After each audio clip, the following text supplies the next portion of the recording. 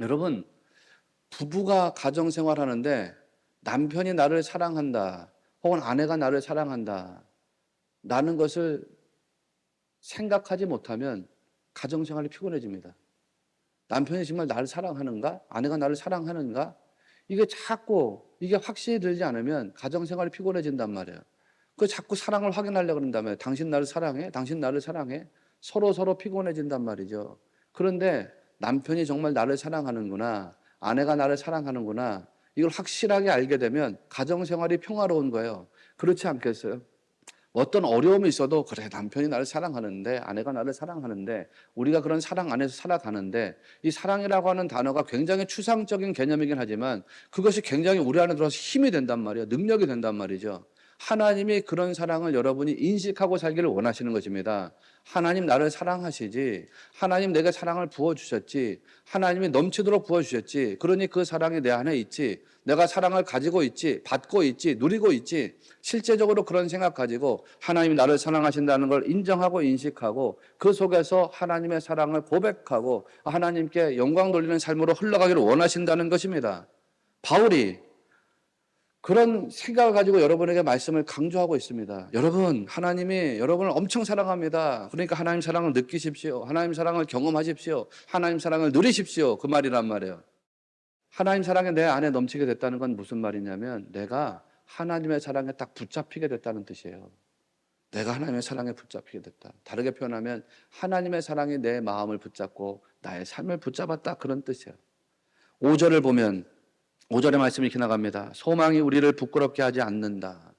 그런데 소망이 우리를 부끄럽게 하지 않는다는 건 무슨 말이냐면 소망이 우리를 실망시키지 않는다, 이런 뜻이에요. 소망이 우리를 실망시키지 않는다는 건 무슨 말이겠어요? 소망이 이루어진다는 뜻이겠어요? 이루어지지 않는다는 뜻이겠어요? 이루어진다는 뜻이잖아요. 소망이 이루어지기 때문에 소망이 우리를 실망시키지 않는다는 것입니다. 소망이 이루어지지 않으면 소망이 우리를 실망시켜요. 그 실망이 나를 부끄럽게 하거든요. 그런데 소망이 이루어지기 때문에 소망이 우리를 실망시키지 않아요. 소망 때문에 내가 부끄러워하지 않게 된다는 것입니다. 그러면 소망이 이루어지는 이유가 뭐냐? 소망이 우리를 실망시키지 않는 이유가 뭐냐? 그거를 바울이 5절에서 딱 한 단어로 말하는데 하나님의 사랑 때문이라는 거예요. 하나님의 사랑. 하나님의 사랑. 하나님의 사랑이 여러분에게 부어졌어요. 다르게 말하면 하나님의 사랑이 여러분을 붙잡아요. 하나님의 사랑이 여러분 안에서 역사해요. 하나님의 사랑이 여러분을 인도하신다고요. 그래서 여러분 안에 있는 소망이 하나님의 사랑 안에서 성취되게 된다는 거예요. 그래서 소망이 우리를 실망시키지 않는다는 것입니다. 바울이 말하려고 하는 바에서 조금 벗어났지만, 아니 좀 많이 벗어났지만, 바울이 말하려는 의도와 상관없이 여러분 각자의 소망을 가지고 한번 이야기를 해보시자고요. 여러분 각자가 가지고 있는 소망이 있지 않습니까? 소망. 여러분 어떤 소망을 가지고 있습니까? 여러분은 지금 어떤 소망을 가지고 삽니까? 나는 질병에서 건강해질 소망을 가지고 있습니다. 질병에서 건강해질 소망을 여러분 가지고 있습니까? 몸이 건강해지기를 소망하는 분이 있습니까? 나는 가난에서 벗어나기를 원합니다. 가난에서 벗어나기를 소망하는 분이 있습니까? 나는 어떤 인간관계가 화목하기를 원합니다. 관계성이 부서지고 깨졌는데 그 불화와 어떤 다툼의 관계성이 화합이 되기를 원합니다. 그런 소망이 있습니까? 어떤 분들은 지금 어렵고 힘든 시간을 통과하고 있는데 그 어렵고 힘든 시간에서 벗어나기를 원합니다. 그런 소망이 있습니까? 혹은 어떤 분들은 어떤 소망이 있을까요? 나는 어떤 새로운 일들을 해나가는데 그 일을 성취하기를 소망합니다. 어떤 그런 소망이 있을까요? 여러분 각자가 어떤 소망을 가지고 있는지 모르겠어요. 그런데 그게 어떤 소망이든지 간에 소망이 여러분을 실망시키지 않는다는 거예요. 소망이 실망시키지 않는다. 여러분, 소망이 여러분을 부끄럽게 하지 않는다. 여러분 안에 있는 그 소망을 하나님께서 이루어주게 하신다는 거, 이루어지게 하신다는 거. 이거 믿는 게 신자의 믿음입니다. 무슨 소망이야? 하나님, 나는 부자 되기를 소망합니다. 나는 건강하기를 소망합니다. 나는 성취하기를 소망합니다. 어떤 분은 성공에 대한 소망이 있습니까? 어떤 분은 환난에서 벗어날 소망이 있습니까? 그게 어떤 소망이든지 간에 그 소망이 여러분을 실망시키지 않아요. 왜? 하나님이 여러분 가지고 있는 소망을 이루어 주실 것이기 때문입니다. 믿어야 해요. 왜 하나님이 여러분의 소망을 이루어 주실까? 여러분 사랑하기 때문이라는, 사랑하기 때문이야. 하나님의 사랑이 여러분을 붙잡고 있기 때문이라는 것입니다. 하나님의 사랑이 여러분을 붙잡고 있다는 뜻은 다르게 말하면 하나님의 사랑이 여러분을 보증한다는 뜻이에요. 보증한다. 하나님의 의로움이 여러분을 보증하는 것이 아니에요. 하나님의 의로움이 여러분을 보증한다면 여러분은 다 사망의 죄인이에요. 하나님의 의로움이 우리를 보증한다. 그럼 난 죽어야 돼요. 나는 저주받아야 마땅합니다. 그런데 하나님의 의로움이 여러분을 보증하는 것이 아니라 하나님의 사랑이 여러분을 보증한단 말이에요. 하나님의 사랑이 여러분을 보증해서 십자가에 달린 예수님의 보혈을 보시고 우리의 죄를 용서하시고 우리를 하나님과 화목하게 하시고 하나님 사랑을 감당할 수 있는 존재로 삼아주셨다는 거예요. 그래서 여러분이 어떤 소망을 가지고 있든지 간에 하나님 반드시 여러분을 사랑으로 대하시고 여러분 안에 소망을 이루어 주신다는 것을 믿으시기를 바랍니다. 그러면 이렇게 말씀하실 분이 있을지도 모르겠어요. 혹은 이렇게 생각하실 분이 있을지도 모르겠어요. 목사님, 그러면 왜 아직 나의 소망은 이루어지지 않았습니까? 하나님의 사랑이 내게 충만하게 부어져 가지고 나의 소망을 이루신다 그러면 나의 소망은 왜 아직까지 이루어지지 않은 걸까요? 나의 간절한 소망이 이루어지지 않은 이유가 무엇입니까? 아직도 내 소망이 이루어지지 않은 이유는 뭘까요? 이렇게 물어보고 싶은 분이 계실지 모르겠어요. 난 몰라요. 왜 여러분의 소망이 아직 이루어지지 않았을까? 난 몰라요. 왜냐하면 나의 소망도 여전히 진행 중이기 때문이에요. 다만 하나님의 말씀이 지시하는 바에 따라서 믿음으로 고백할 뿐이에요. 나의 소망이 아직 이루어지지 않은 것은 하나님의 뜻이 있기 때문이겠지. 섭리가 있기 때문이겠지. 하나님이 나를 단련하셔서 더 좋은 것을 주시려는 목적이 있기 때문이겠지. 그렇게 이해하고 믿음을 고백할 뿐이에요. 나의 간절한 소망이 왜 아직 이루어지지 않았을까? 난 몰라요.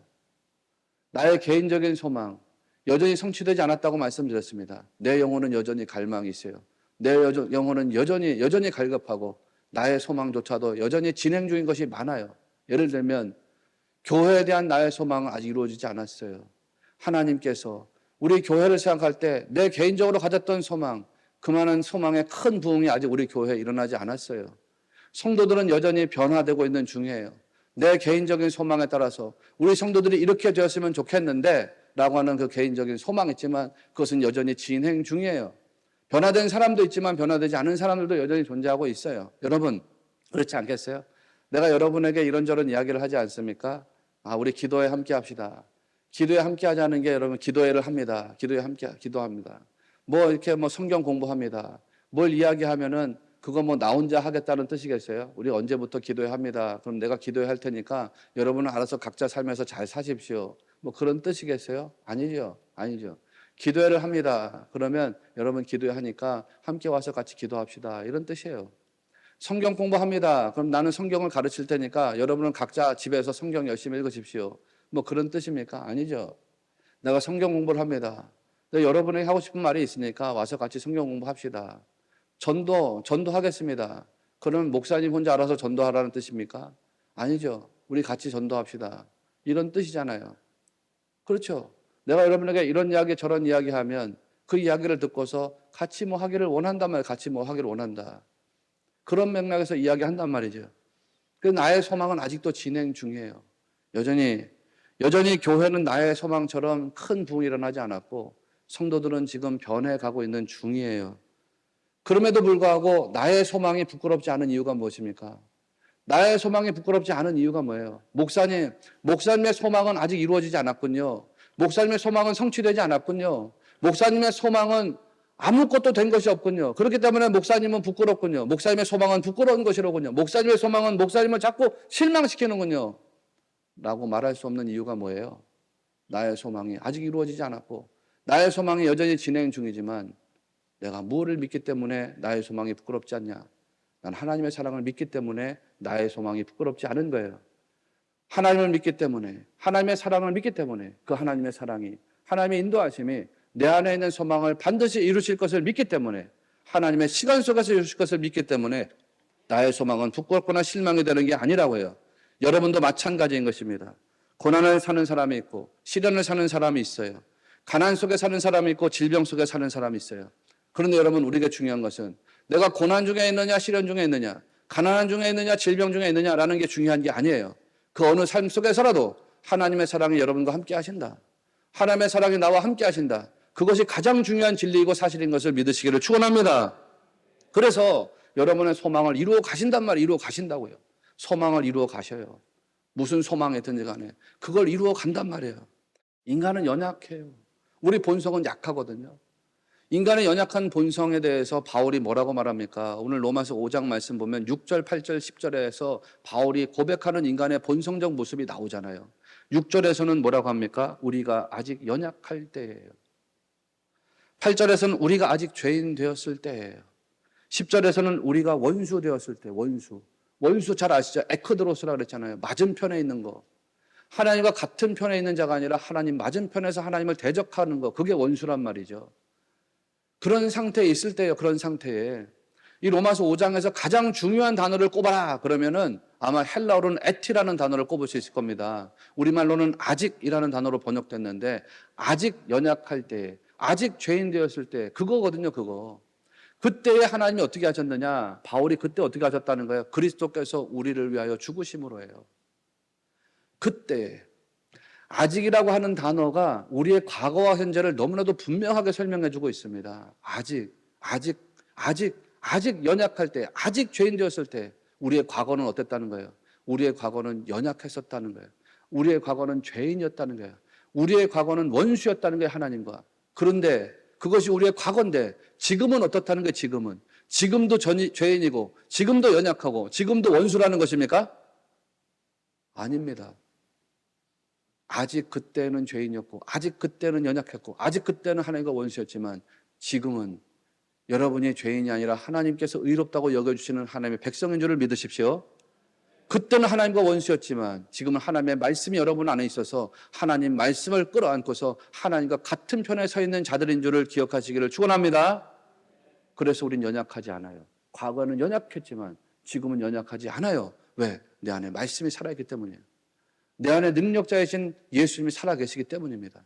그래서 과거에 우리는 연약했어요. 죄인이었어요. 원수였어요. 그러나 지금은 그래서 예수님과 더불어서 하나님의 자녀가 되었고 의롭다고 인정받았고 하나님 안에서 능력을 가지고 살아가는 성도인 줄을 믿으시기를 바랍니다. 이게 오늘 말씀이에요. 그래서 예수님의 죽음이 언제 일어났느냐? 그때에. 그때가 언젠데? 내가 죄인이었을 때. 그래서 바울이 뭘 말하고 싶은 거예요? 그때 하나님의 사랑이 무지막지하게 쏟아져가지고 우리를 죄인에서 의인 되게 하시고 우리를 원수에서 하나님 자녀 되게 하셨는데 지금은 어떻다? 지금은 내가 하나님 자녀고 하나님 백성이에요. 내가 의롭다고 인정받은 사람이에요. 그러면 지금 하나님께서 여러분에게 사랑을 쏟아 부어주실 때 여러분의 삶이 어떻게 흘러가겠느냐? 그 얘기를 하고 싶은 거예요. 죄인이었을 때도 하나님이 여러분을 사랑하셔서 여러분 예수 그리스도를 통해서 하나님과 화목하게 하셨는데 의인된 지금 하나님이 여러분을 사랑하셔서 여러분을 어떻게 이끄시겠냐? 그 말을 하고 싶은 거라고요. 여러분을 어떻게 이끄시고 싶으냐? 하나님이 여러분 안에 있는 소망을 이루어주는 아버지로서 역할하시기를 원하신다는 거예요. 그거를 믿으시라는 거 믿으시라는 거. 하나님께서 그렇게 여러분을 구원하시고 구원의 백성 되게 하시고 소망 이루어 주신다는 거 아닙니까? 얼마나 큰 은혜입니까 이게. 내가 하나님 죄인이었을 때 나를 구원하셨는데 이제 구원받은 나로서 하나님께서 내 안에 소망을 이루어 주실 줄로 믿습니다.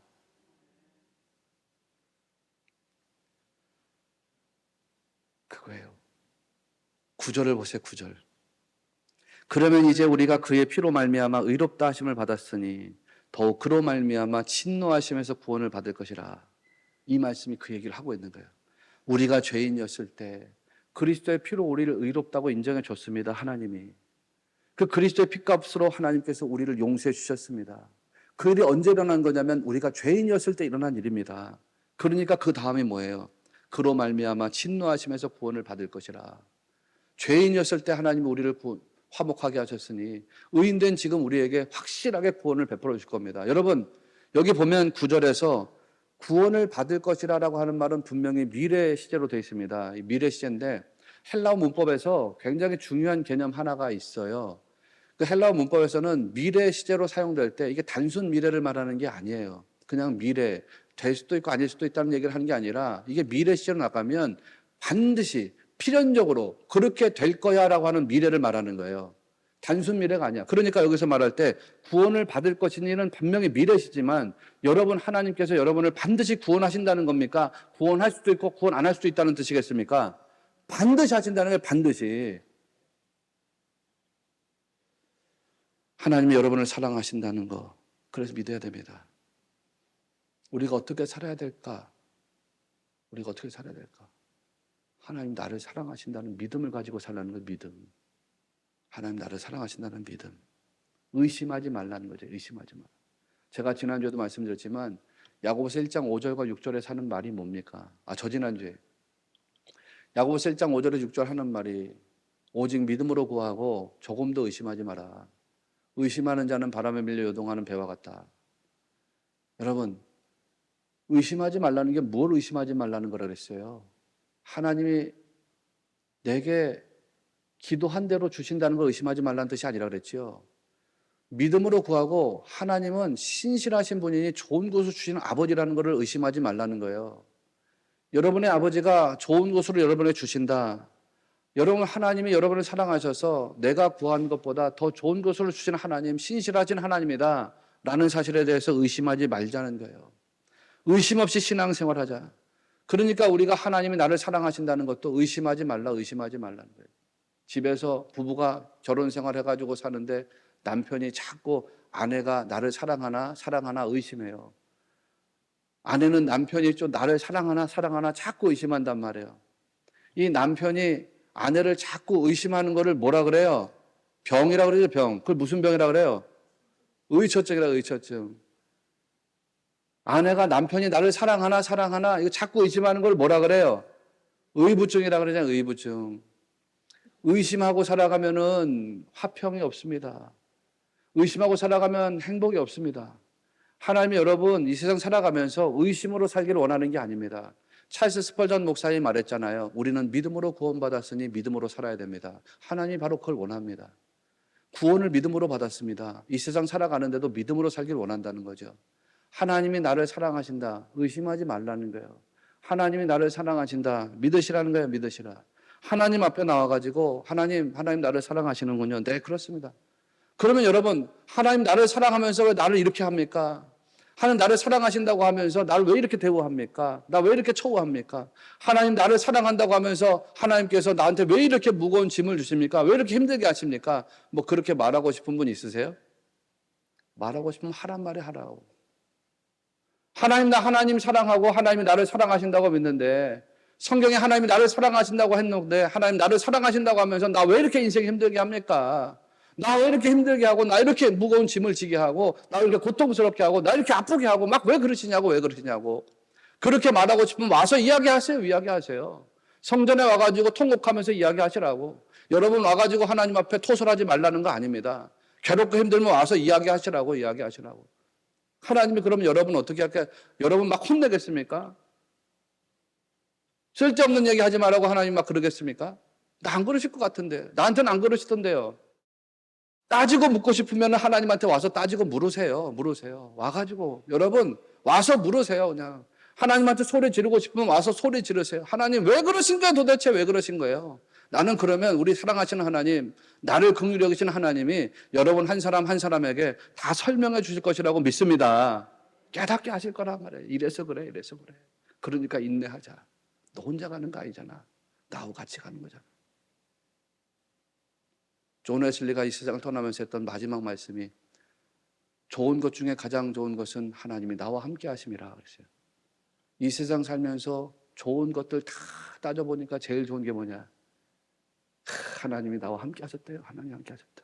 그 함께 하신 하나님이 여러분과도 함께 하신단 말이에요. 오늘 10절과 11절에서 바울이 우리에게 정확하게 알려주고 싶은 메시지가 있어요. 그 메시지는 여러분이 무엇을 가지고 어디에서 사느냐 그거를 알라는 거. 10절을 보십시오. 10절을 보면 곧 우리가 원수 되었을 때에 그의 아들의 죽으심으로 말미암아 하나님과 화목하게 되었은즉 화목하게 된 자로서는 더욱 그의 살아나심으로 말미암아 구원을 받을 것이니라. 아멘이죠. 일단 이 말씀을 보면 우리가 오해할 수 있는 부분이 있기 때문에 제가 그 오해할 수 있는 부분을 좀 해소하고 이야기를 해야 되겠습니다. 앞에 보면은 그의 아들의 죽으심으로 하나님과 화목하게 되었다 이렇게 표현하고 있고요. 뒷부분을 보면 그의 살아나심으로 말미암아 구원을 받을 것이니라 이렇게 되어 있습니다.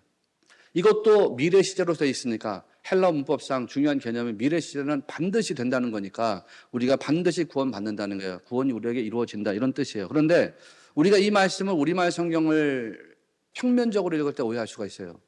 여러분에게 성령님이 감화 감동하셔가지고 이 말씀을 묵상하고 깨닫게 하시면 이게 해결이 돼요. 그러나 말씀을 읽을 때 모든 말씀 다 그렇게 되지 않으니까 그저 평면적으로 읽으면 오해할 수 있어요. 어떻게 오해할 수 있게 되냐면 아들의 죽으심으로 화목하게 되고 아들의 부활로 구원을 받게 되는구나 이렇게 오해할 수 있단 말이죠. 이게 완전히 틀린 말은 아닌데요. 그러면 말씀이 관통되지 않아요. 하나님의 명확한 사랑, 우리가 있어야 될 존재, 정체성, 아이덴티티가 정확하게 안 보인다고요. 자, 여기 보시면 뒷부분을 잘 보십시오. 뒷부분 말씀을 보면 그의 살아나심으로 말미암아 구원을 받을 것이니라. 여기서 그의 살아나심으로 말미암아라고 하는 말이 헬라어로는 엔테 조에 아우토 이렇게 돼 있어요. 조에라고 하는 말은 생명이라는 뜻이에요. 생명. 아우토 그러면 영어로 히스. 그의 이런 뜻이에요. 그러니까 조의 아우토 그러면 his life예요. 그의 생명. 그러면 엔테가 뭐냐? 엔테는 뭐뭐 안에서 이런 뜻이란 말이에요. 그러면 엔테 조의 아우토 그러면 그의 생명 안에서 이렇게 되는 거죠. 그의 생명 밖에서가 아니라 그의 생명 안에서 이렇게 되는 거예요. 이 말씀이 그 11절 말씀을 통해서 해석이 된단 말이죠. 11절 말씀 보십시오. 11절 말씀을 보면 그뿐 아니라 이제 우리로 화목하게 하신 우리 주 예수 그리스도로 말미암아 하나님 안에서 또한 즐거워하느니라 이렇게 말씀하고 있어요. 하나님 안에서라고 하는 말이 헬라어로 엔토데오예요.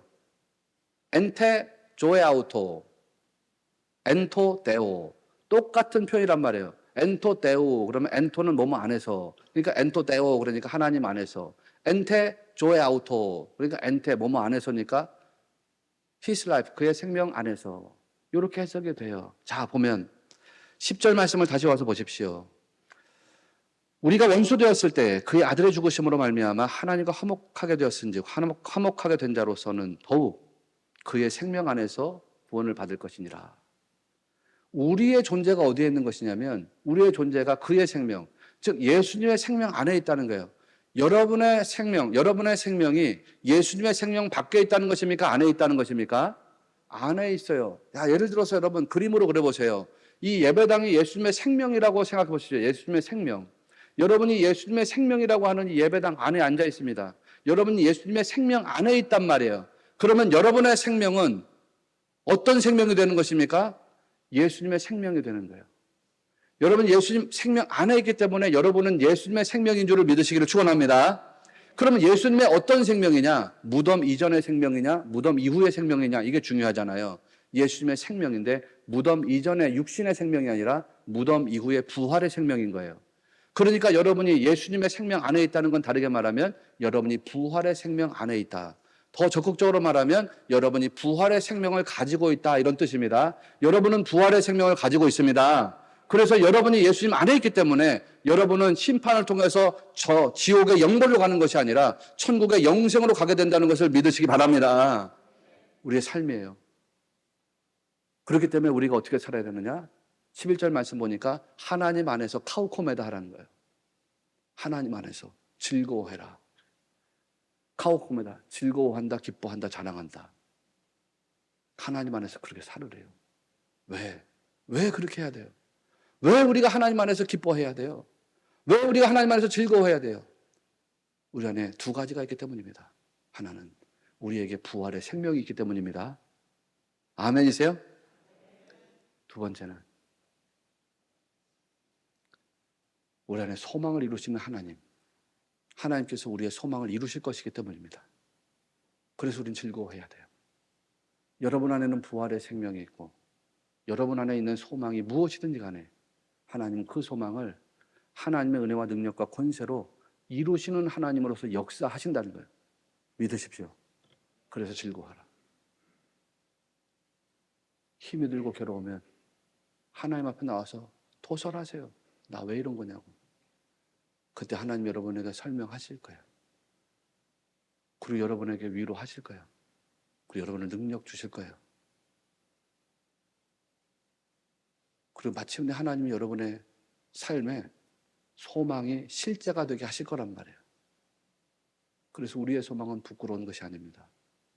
우리의 소망은 우리를 실망시키지 않습니다. 그것이 어떤 소망이든지 하나님이 반드시 이루시고 그 소망 이루어진 걸 통해서 하나님은 영광을 받으실 겁니다. 난 우리가 그런 믿음의 길을 경주하고 그 은혜를 삶에서 충분하고도 넉넉하게 받아 누리는 성도들이 되시기를 주님의 이름으로 축원합니다.